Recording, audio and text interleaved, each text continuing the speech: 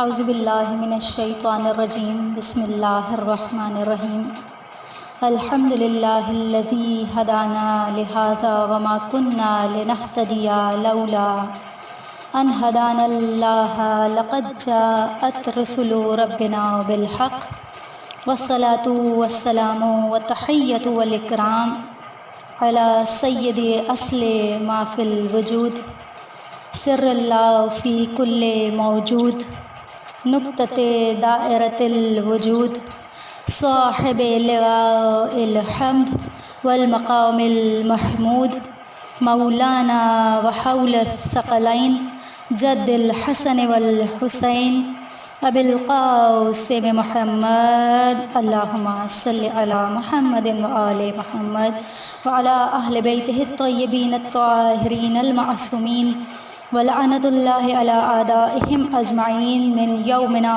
ھذا الی یوم الدین اما بعد فقد قال اللہ تبارک فی محکم کتابہ ونطقہ الخطابہ المجید بسم اللہ الرحمن الرحیم۔ عزاداران امام حسین، بس وہ ایام قریب قریب ہیں کہ بس جس میں شہادتوں کے سلسلے شروع ہو گئے۔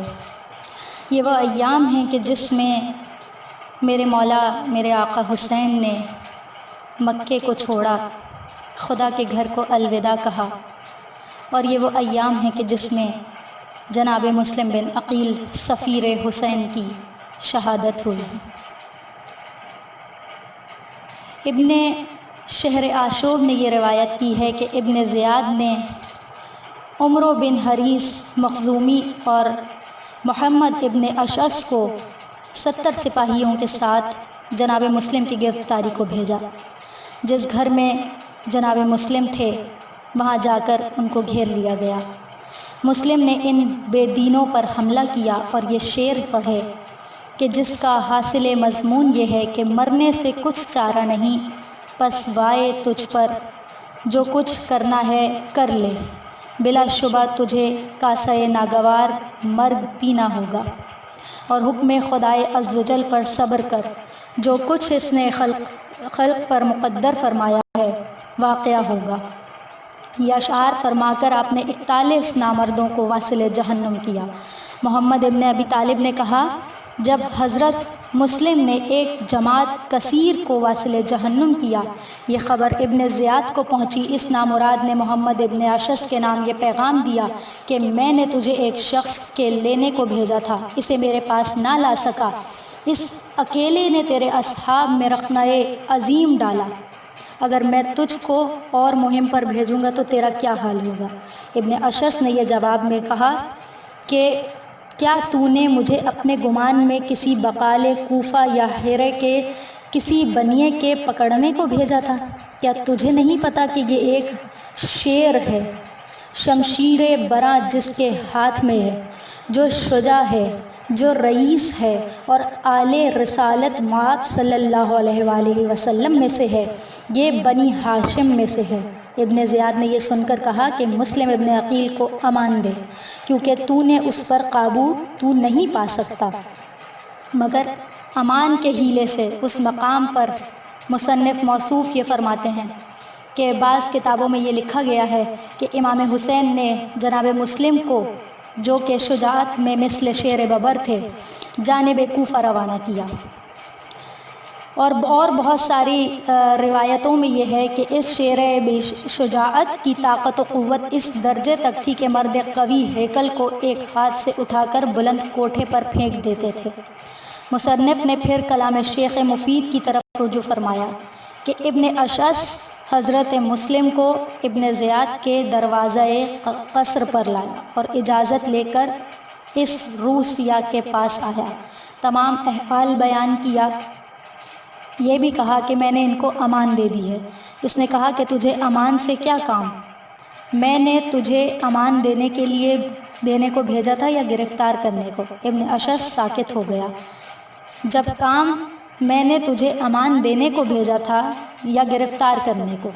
جب جناب مسلم کو دروازہ قصر پر پہنچے اس وقت آپ بہت ہی پیاسے تھے اور تمام کوفے والے در قصر پر منتظر اجازت بیٹھے تھے۔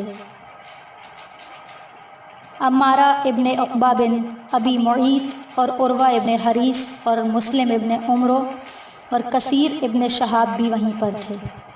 एक घड़ा आबे सर्द का भरा हुआ दरवाज़ा क़स्र पर रखा हुआ था। जनाब मुस्लिम ने फरमाया, ए मुनाफ़िक़ान बेवफ़ा, एक घूंट पानी पिला दो। मुस्लिम इब्न उमरो ने कहा कि तुम देखते हो ये पानी कैसा ठंडा है, कसम खुदा की एक कतरा न मिलेगा जब तक तुम नाउज़ुबिल्लाह हमीम जहन्नम न पी लो। मुस्लिम ने कहा, वाए हो तुझ पर। उस मलाउन ने कहा, मैं वो शख्स हूँ जिसने हक़ को पहचाना। जब तुम मुनकिर हुए मैं मुखलिस अमीर था, जब तुम ख़यानतकार हुए मैं मुती अमीर था, जब तुमने मुखालिफत की मैं हूँ बेटा उम्र बाहिली का। तो जनाब मुस्लिम बिन अकील ने यह फरमाया कि ए पिसर बाहिला, तेरी माँ तेरे मातम में बैठे, तू किस कदर संगदिल और जफ़ाकार है, मलाऊन तू सज़ावार तर है हमीम जहन्नम का। उसके बाद जनाब मुस्लिम ने बसबब शिद्दत तशनगी और ज़ौफ़ एक दीवार पर तकिया किया। जब उमर इब्न हरीस ने जनाब मुस्लिम का यह हाल देखा, अपने ग़ुलाम से कहा कि वो एक घड़ा रुमाल से बंधा हुआ है। वो एक कूज़ा लाया और कूज़ा आब जो है वो जनाब मुस्लिम को दिया। जब आपने चाहा कि पानी पिएँ, कूज़ा खून से भर गया। जनाब मुस्लिम ने न पिया। दूसरी मरतबा वो ग़ुलाम पानी लाया, फिर से कूज़ा खून से भर गया। तीसरी मरतबा जब पानी लाया, आगे के दंदाने मुबारक कूज़े में गिर पड़े। जनाब मुस्लिम ने फरमाया, अल्हम्दुलिल्लाह, मालूम होता है कि आब दुनिया से सैराब होना मेरे लिए अब मुक़द्दर नहीं है। इसी असना में मुलाजिम इब्न ज़ियाद ने जनाब मुस्लिम को बुलवाने को आया। जब जनाब मुस्लिम उबैदुल्लाह इब्न ज़ियाद के सामने तशरीफ़ लाए, मुस्लिम ने सलाम न किया। पासबानों ने कहा, मुस्लिम तुम अमीर पर सलाम नहीं करते? इब्न ज़ियाद ने कहा, मैं तुमको कत्ल करूँगा, ख्वाह सलाम करो ख्वाह ना करो। हज़रत मुस्लिम ने फरमाया, अगर तूने मेरे कत्ल का मुसम्मम इरादा कर लिया है तो इतनी मोहलत दे कि किसी को हाज़िरीन मजलिस में से अपना वसी करूं और मेरी वसीयत पर अमल करे। इब्न ज़ियाद ने कहा, कुछ मज़ायक़ा नहीं, जो तुम कहना चाहते हो वो कहो। जनाब मुस्लिम ने मजलिस की तरफ देखा, उसमें उमर इब्न साद भी मौजूद था। मुस्लिम ने इसकी तरफ मुतवज्जा होकर फरमाया, मुझ में और तुझ में क़राबत है, मेरी वसीयत को अलहदा आकर सुन। इसने खुशामदे इब्न ज़ियाद में रह कर कोई आतना न की। इब्न ज़ियाद ने कहा, ए उमर इब्न साद, मुस्लिम इब्न अकील से तुझे क़राबत है, इनकी वसीयत को क्यों नहीं सुनता? उमर इब्न साद ने जब इजाज़त पाई, जनाब मुस्लिम का हाथ पकड़कर गोशा क़स्र में ले गया, ऐसी जगह जहाँ बैठा इब्न ज़ियाद दोनों को देख रहा था। मुस्लिम इब्न अकील ने अपनी पहली वसीयत की, कहा कि मेरी ये वसीयत है कि इस शहर में 700 दरहम का कर्ज़दार हूँ, तो मेरी ज़रा और तलवार बेचकर मेरा कर्ज़ अदा कर देना। दूसरी वसीयत यह है कि जब मुझे कत्ल करें तो मेरा लाशा इब्न ज़ियाद से मांग कर दफन करना। तीसरी वसीयत यह है कि किसी शख्स को हज़रत इमाम हुसैन के पास भेज दे कि हज़रत अपने वतन को मुराजात फ़रमाएँ, क्योंकि मैंने हज़रत को लिखा था कि अहले कूफ़ा आपकी तरफ हैं। मैं जानता हूँ कि इमाम हुसैन इस जानिब रवाना हो चुके होंगे। बस उमर इब्न साद ने इब्न ज़ियाद से कहा कि अमीर, सुना तूने मुस्लिम ने क्या कहा है? ये कहकर जो कुछ जनाब मुस्लिम ने कहा था उसने वो सब बयान किया, लेकिन अफसोस कि उसने ख़यानत की। जनाब मुस्लिम की वसीयतों को ना माना गया। किताब खुदा व सुन्नत रसूल के मुवाफ़िक़ हुक्म किया। इब्न ज़ियाद ने कहा कि तुम इस हुक्म के काबिल नहीं हो, इसलिए कि तुम मदीने में माज़ल्ला शराब पीते थे। जनाब मुस्लिम ने कहा, कसम खुदा की तू झूठा है, शराब पीना बुरा काम है, मुसलमानों का खून बहाना बुरा काम है।